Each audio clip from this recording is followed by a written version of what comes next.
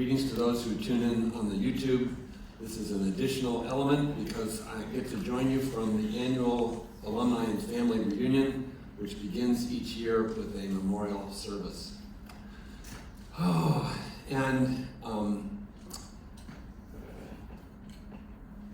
all of our staff members, I suspect I may be one who is both privileged and challenged to be especially in touch with the cycles of life as they relate for those of us who come into our care. And this is because many years ago, in fact, right when I started my role here as an understudy to the inimitable Father Bill Holberg, it was an inspiration that we had to initiate a thing that we call our bereavement protocol. And so when we learn of the deaths of family members who have been, we learn of deaths of those who have been in our care, we have a variety of things we try to do that are kind of appropriate, courteous, and caring. And one of them is for me to be notified, and when it seems proper, I make phone calls to those families. So, and then also what we do is we keep a list of those notifications, and then at the alumni reunion, we bring those names to the gathering here this morning. And it's heavy in heart and mind, but it's also a beautiful way of launching a day of celebration. And each year, as I have the opportunity to share in this setting, I try to think of like, what more is there to say? I didn't anticipate in my own journey into ministry that bereavement, grief, and loss would become such a central piece of the work that I get to do, but it really has, and in a strange way, I've come to really find a rich gift from participation in grief care, and because I try to study everything I do, I've thrown my nose into book after book after book, because there are just all these people who have graciously and wondrously offered theories and models and ideas about how human beings experience this intricate part of what it is to be alive. And what I've come to the great conclusion of from all of the different models is that grief is messy. And this is my proper insight. And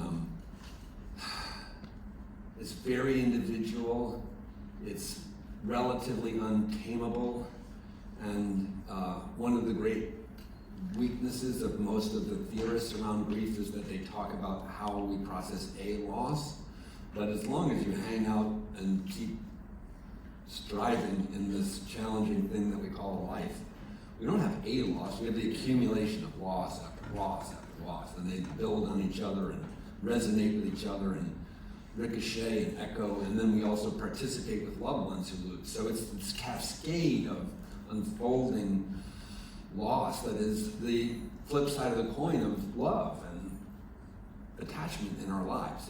The two go together. We're so fortunate to be beings that care and connect, and those connections are tentative, tenuous, and there's another T word I can't think of. Contingent. It's not a T, it's a C word.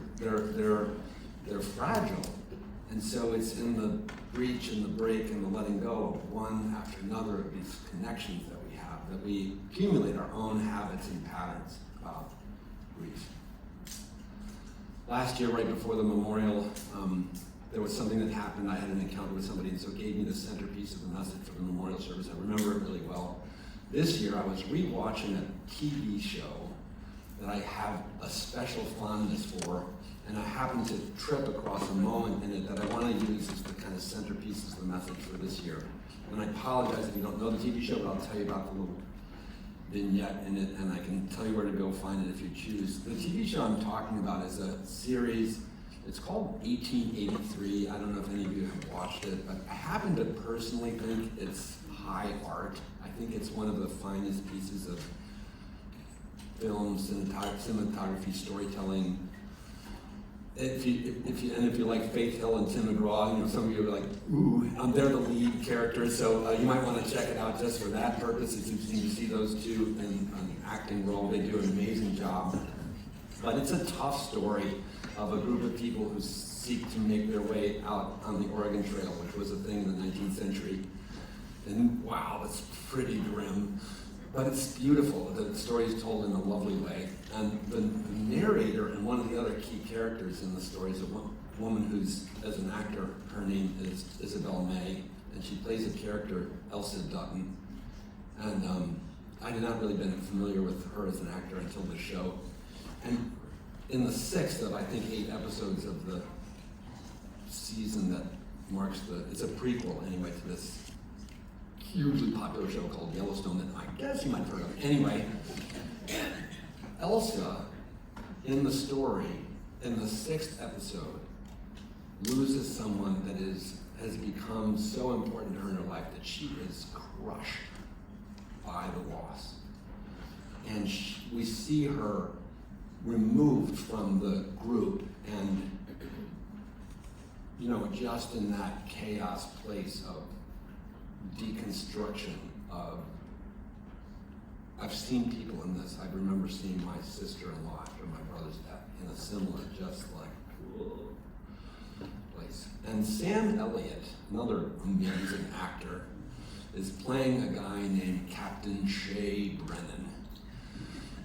So Captain comes into the scene and he kind of tiptoes up to her in a beautiful way. It's tricky to approach people in the profoundness of bereavement. He sits down next to her and he tells her a story.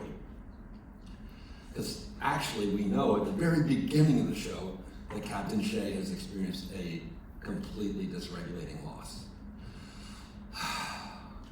So here's these two people sitting in this field somewhere out in the west in the aftermath of tragic death. And the captain says, I learned something from an Apache scout one day, that when you love someone, you trade souls with this person. And that a part of you becomes a part of them, and a part of them becomes a part of you. And so, when your loved one dies, a part of you is dying in them. And this is why it hurts so much.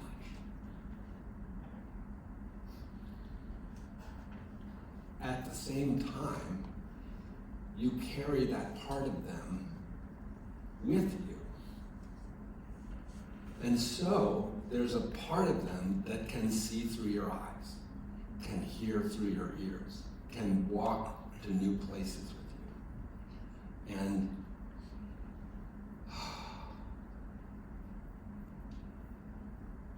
I find profound truth in this story. I try to find out if this is a true, Apache thing. I'm not sure it is. Taylor Sheridan, the writer of these stories, is an incredible thing. It's ChatGPT tells me it's consistent with indigenous tribal mythology. So thank you, Chat. But to me, its truth transcends the culture in which it's embedded, if it is embedded in a tribal tradition. Because I think, for me, it resonates with my experience. So in a few minutes, after another really significant piece of music for me, not from me, but from another one of our alumni, we will hear the recitation of what I think now is 48 names. We have a couple of late additions. And these are people who have been in our care who have passed away since the last time we had this memorial service. Doesn't mean that they were just here. Some were here more recently, some maybe long ago. But they're people who, one of the things we say at Caron is that we will love you until you can love yourself. And so there are people that we have loved. And they may be people you have loved. Because recovery doesn't work without love. There's this really interesting research that compares various behavioral health traditions, CBT, DBT, all this sort of stuff. And when they did the study of which one is sort of better, one of the variables they had was how well you like your therapist. And it turns out that's a more determinate outcome driver than which therapy. So if you've been helped by anybody, it's because you trusted them. Which means that you traded a part of you with them and they have given you part of their being. So I want you to share this day with those we have lost, because they are in us. And they get to have the popcorn and the French fries and the raffle tickets and the laughter and the joy that we feel they were robbed from. But in their cherished memory, we can take that as fuel for the persistence of the one day at a time insistence on continuing. Sam Elliott in that story continues because he wants to take his wife's memory with him to see the ocean. But he points out to Elsa, she has tons of people who love her. So there's reason for her to persist. And we have tons of people who love us. So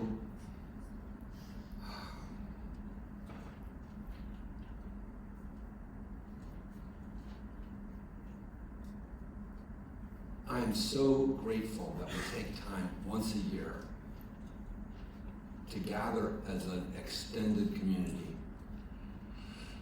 love and memory and honor and tribute being part of the whole thing that brings us to this moment. And each of you represents a thread of the web of love that is in the heart of this place and this ministry that has been here for so many years. I think it's 70-ish that we have been, as an organization, carrying on the love of Dick and his wife, Caron. So, moving towards the next pieces of our memorial service, I'd like to invite David to render a song that I appreciate him being willing to share with us today.